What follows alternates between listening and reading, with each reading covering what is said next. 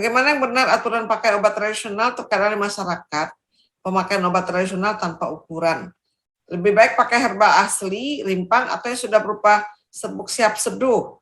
Dan bagaimana dengan herbal yang sudah dalam kemasan produk sudah rasanya tadi? Sudah dijawab di presentasinya Dr. Ingrid tadi. Oke. Nah, izin bertanya dok, untuk dosis herbal itu apakah ada acuannya per kilogram berat badan? Atau berapa kali sehari? Apakah efek samping yang paling sering terjadi? Nah, sekarang nih berat badan. Iya, sebenarnya tadi terkait dengan pertanyaan yang sebelumnya ya tentang dosis herbal. Kembali lagi tergantung herbalnya apa ya. Jadi sebagian besar herbal yang ada sekarang ini itu tidak ada penentuan baku tentang berapa dosis per kilogram berat badan kita. Karena itu tadi, karena masing-masing produsen itu mendapatkan asal bahan bakunya bisa dari daerah yang berbeda. Karena berasal dari daerah yang berbeda, maka akan berbeda juga kadar senyawa aktifnya. Ya. Dan tiap industri itu, tiap produsen itu dia akan mengukur sendiri dari ekstraksi yang dia lakukan, dia akan mengukur seberapa banyak senyawa aktif yang bisa memiliki efek terapi, ya, efek terapeutik. Jadi kalau saya ditanya seperti itu ya memang saya tidak bisa menjawab dengan takaran atau dosis yang baku ya per kilogram berat badan, itu tidak bisa karena tergantung dari produk herbal yang diproduksi oleh suatu industri. Ya, itu dasarnya itu. Kemudian apakah manakah yang lebih baik, bahan segar, bahan kering atau ekstrak begitu ya? Sebenarnya juga itu sifatnya relatif ya. Karena masing-masing itu ada kelebihan dan ada kekurangan ya.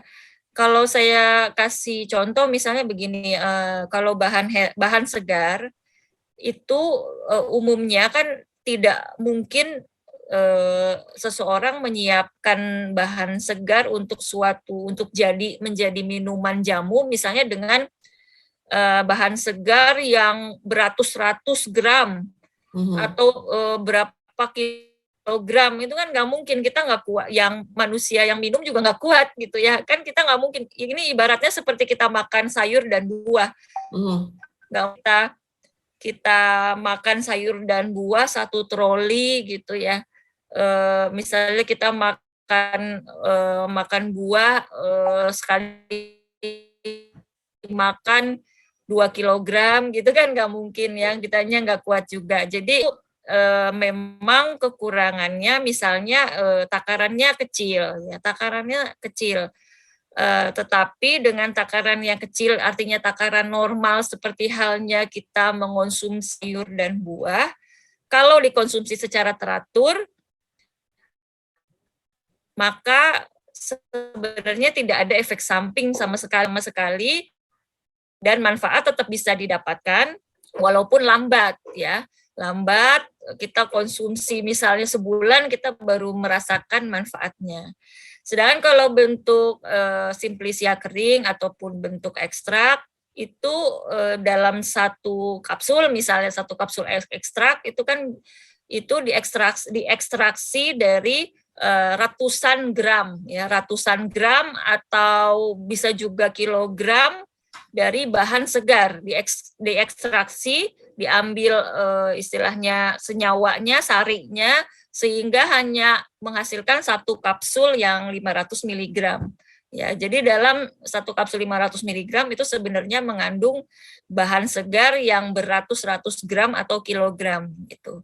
Nah, ini yang diharapkan adalah mencapai efek terapeutik yang lebih cepat ya, yang umumnya dengan bahan segar sebulan dirasakan manfaat atau khasiat, tetapi misalnya dengan ekstrak itu diharapkan misalnya bisa dirasakan dalam waktu 1 hari gitu ya, 1 hari mengkonsumsi udah ada terasa efeknya.